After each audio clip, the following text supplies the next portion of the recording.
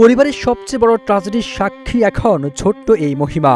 বাড়িতে মানুষের ভিড়, স্বজনদের আহাজারি, তবুও বুঝে উঠতে পারছেন না কি ঘটছে তার জীবনে।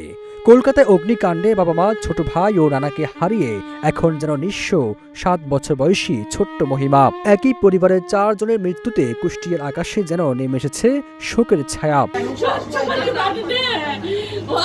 কলকাতার একটি আবাসিক হোটেলে ভয়াবহ অগ্নিকাণ্ডে একই পরিবারের 4 জনের মৃত্যু হয়। তারা হলেন কুষ্টিয়ার সাংবাদিক দেবাশিস দত্ত, তার স্ত্রী আফসানা শারমিন, 3 বছর বয়সী ছেলে স্বর্ণাশিস দত্ত এবং শ্বশুর আকরাম হোসেন।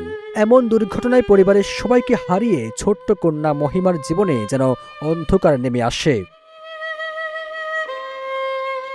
অগ্নিকাণ্ডের আগের রাতে মায়ের সঙ্গে শেষবার কথা হয় সাংবাদিক দেবাশিসের। মাকে তিনি বলেছিলেন চিকিৎসা শেষে কেনাকাটা শেষ করেছেন, আগামীকাল কুষ্টিয়ায় ফিরবেন। মায়ের সেই অপেক্ষা আর শেষ হলো না। দেবাশিস ফিরেছেন ঠিকই, তবে জীবিত নয়, নিথর দেহে স্ত্রী সন্তানকে নিয়েই।